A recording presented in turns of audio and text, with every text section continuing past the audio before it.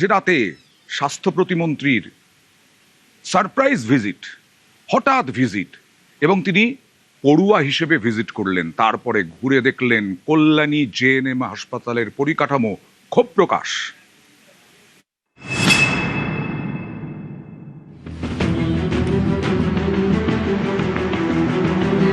নদিয়ার কল্যাণী জেএনএম হাসপাতাল।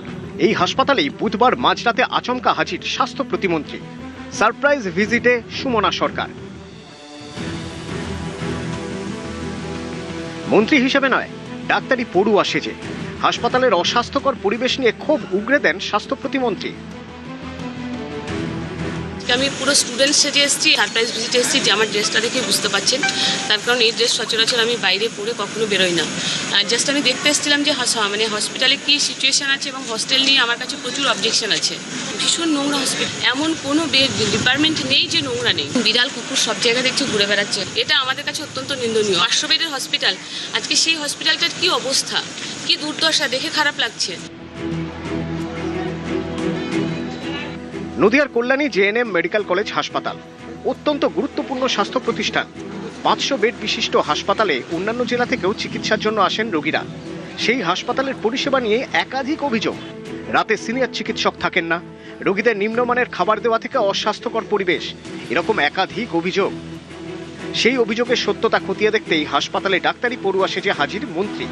বেহাল এই পরিস্থিতির জন্য আগের সরকারকেই নিশানা করেন তিনি। যেখানেই কাজ করতে যাচ্ছি ভীষণ স্বাস্থ্য পরিকাঠামোর অবস্থা ভীষণই খারাপ, একদম শেষ করে দিয়ে গেছে। হস্টেলে গেছি তো, হস্টেলটার কি অবস্থা, ওখানে কোনো সিকিউরিটি নেই। সিনিয়র ডাক্তাররা যেন রাত্রি 10টার পরে বেরিয়ে না যায়। প্রত্যেকটা জায়গায় আমরা সিসিটিভি লাগানো হচ্ছে এবং মনিটরিং করা হচ্ছে। ওটাকে পুরো হসপিটালের কিচেন অবধি নিয়ে যাব।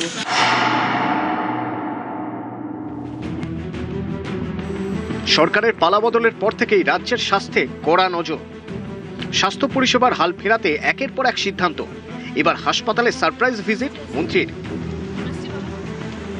মন্ত্রীর সারপ্রাইজ ভিজিটের পরেই তৎপর হাসপাতাল কর্তৃপক্ষ। বৃহস্পতিবার সকাল থেকেই শুরু হাসপাতাল পরিষ্কারের কাজ। খুশি রোগীর পরিবার। আমরা তো মন্ত্রীর কাছে অবশ্যই আবেদন করতে চাই যেন আরও হাসপাতালটা পরিষ্কার পরিচ্ছন্ন থাকুক, আমাদের পরিষেবাগুলো ভালো হোক, যেন ডাক্তার সবসময় ডাক্তারের পাই। আমরা চাইছি যে ভালো হোক, বাচ্চাদের পরিবেশটা পরিষ্কার পরিচ্ছন্ন যাতে হয়। একাধিক অভিযোগ, অপরিচ্ছন্নতা থেকে শুরু করে নানান রকম সমস্যায় জর্জরিত এই হাসপাতাল। বিষয়টি উপর মহলে জানাবেন, এমনটাই দাবি মন্ত্রীর। রঞ্জিত সরকার, নিউজ 18 বাংলা, নদিয়া। অনুপ্রবেশে বেআইনি ফান্ডিং, কোটি কোটি টাকার লেনদেন, খারিজি মাদ্রাসা। এই খারিজি মাদ্রাসায় উত্তরপ্রদেশের এটিএস এবং তার সঙ্গে সঙ্গে ইডি স্ক্যানারে উত্তর 24 পরগনার বিভিন্ন জায়গায়।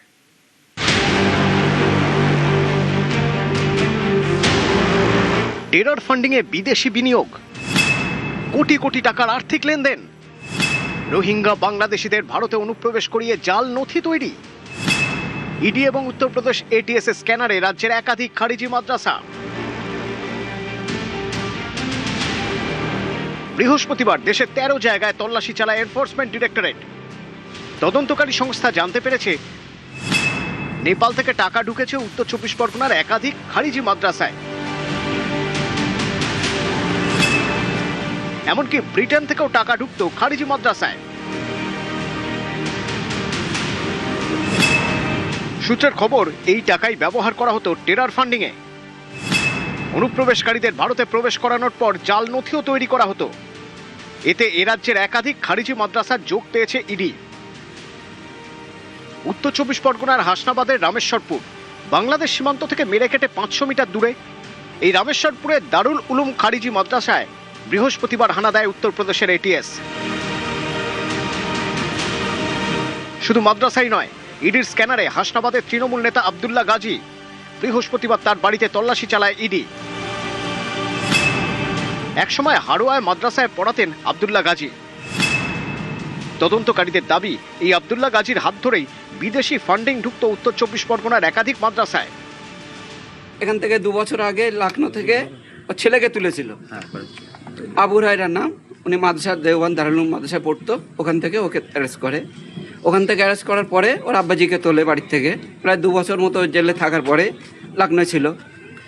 তারপরে বেলটা এখন বাড়িতে আছে, এখন বাড়িতে চারপাশের কাজ করে, আর একটা দোকান আছে, দোকান চালায়। উত্তর 24 পরগনার হাড়োয়ার কালিকাপুর ভারত বাংলাদেশ ঘোজাডাঙ্গা সীমান্ত থেকে ঘণ্টাখানেকের দূরত্ব। এই কালিকাপুরের একটি হাসপাতাল, একটি খারিজি মাদ্রাসা এবং একটি বেসরকারি স্কুলে একযোগে তল্লাশি চালায় ইডি এবং উত্তরপ্রদেশ এটিএস। সূত্রের খবর, এই স্কুলের কর্ণধার আব্দুস সামাদ এবং তার জামাই বছর দুয়েক আগে গ্রেপ্তার হন। ব্যাংকে বিদেশি বিনিয়োগ দেখেই তাদের উত্তরপ্রদেশ থেকে গ্রেপ্তার করা হয়। এটিএস এর তল্লাশি, অর্থাৎ এই যে টাকা বৈদেশিক মুদ্রা এখানে আসতো, সেই টাকার উৎস কোথা থেকে, কেন এই টাকা এই ধরনের মাদ্রাসা বা এই ধরনের শিক্ষা প্রতিষ্ঠানে আনা হতো, সবটাই খতিয়ে দেখা হচ্ছে। মুর্শিদাবাদের ডোমকলের ধুলাউড়ি জলঙ্গি সীমান্ত থেকে ঘণ্টাখানেকের দূরত্ব। এই ধুলাউড়ির আদিল উর রহমান শ্বশুর বাড়িতে থাকেন। বৃহস্পতিবার সেখানেও তল্লাশি চালায় ইডি। অভিযোগ, বাংলাদেশে অনুপ্রবেশকারীদের নথি তৈরি করে দিতেন আদিল উর রহমান, এমনকি অনুপ্রবেশকারীদের নিজের বাড়িতে থাকতে দিতেন বলেও অভিযোগ। অনুপম সাহা, জিয়াউল আলম এবং প্রণব বন্দ্যোপাধ্যায়, নিউজ 18 বাংলা।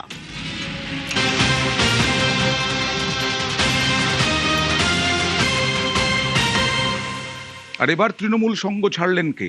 মনীশ গুপ্ত, যিনি 1993 সালে স্বরাষ্ট্র সচিব ছিলেন রাজ্যের এবং তৃণমূলে যোগ দিয়েছিলেন, তৃণমূলের মন্ত্রিসভায় ছিলেন, তৃণমূলের সাংসদ হয়েছিলেন, কিন্তু এখন তৃণমূলের সঙ্গ ছাড়ার কারণ কি? এর সঙ্গে কি কোনোভাবে কাকলি ঘোষ দস্তিদার 21শে জুলাই 1993 যেখানে পুলিশ গুলি চালিয়েছিল বাম আমলে, সেই 21শে জুলাইয়ের ফাইল খোলার জন্য অনুরোধ করেছিলেন শুভেন্দু অধিকারীর কাছে, আর সেই সময় স্বরাষ্ট্র সচিবের ভূমিকা নিয়ে প্রশ্ন উঠেছে, এর মধ্যে কোনো যোগ আছে? তারপরেই কি তৃণমূল সঙ্গ ছাড়লেন মনীশ গুপ্ত? সরাসরি চলে যাব প্রতিনিধি আবিরের কাছে। আবির, দেখো, এই সম্ভাবনা তো উড়িয়ে দেওয়া যাচ্ছে না, এবং দেখা গিয়েছিল তার যে চিঠি জমা পড়ে এবং সেই চিঠির পরিপ্রেক্ষিতে যাতে দ্রুত তদন্ত করা হয় সেই দাবির কথা তিনি উল্লেখ করেন। এবং তুমি জানো যে গত কয়েকদিন ধরে এই গোটা বিষয়টিকে নিয়ে রাজনৈতিক মহলে ভীষণ রকমভাবে চর্চা চলছে। এটা ঠিক যে মনীশ গুপ্ত তিনি রাজ্য মন্ত্রিসভার সদস্য ছিলেন, বিদ্যুৎ দপ্তরের মতো গুরুত্বপূর্ণ দায়িত্ব সামলেছিলেন, এমনকি যখন মিঠুন চক্রবর্তী তৃণমূল কংগ্রেসের সঙ্গ ত্যাগ করেন তখন রাজ্যসভাতে তার ছেড়ে যাওয়া যে আসনে, সেখানে তৃণমূল কংগ্রেসের তরফ থেকে পাঠানো হয়েছিল তাকে।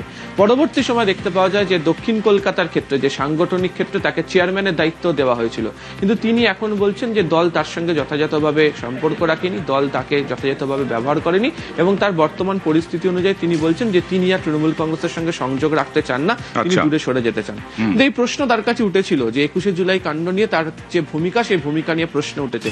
তিনি বলেছেন যে তিনি স্বরাষ্ট্র সচিব ছিলেন, কোনো সচিবের দায়িত্বের মধ্যে এটা পড়ে না, ফলে গোটা বিষয়টি থেকে তিনি তার দায়িত্বের কথা সরে যেতে চাইছেন। তবে তুমি যে প্রসঙ্গের কথা বললে সেটা একেবারেই আলোচনার মধ্যে রয়েছে, যে কাকলি ঘোষ দস্তিদারের যে পাঠানো চিঠি এবং তা নিয়ে যখন রাজ্য রাজনীতিতে কথা শুরু হয়েছে, সেই মুহূর্তে দাঁড়িয়ে তার এই সরে যাওয়ার কারণ বা তৃণমূল কংগ্রেসের থেকে দূরত্ব তৈরি করার কারণ একটা অন্যতম ইস্যু হতে পারে তার এভাবে সরে যাওয়ার বিষয় নিয়ে। বেশ, আর মনীশ গুপ্ত কি বলছেন দেখুন।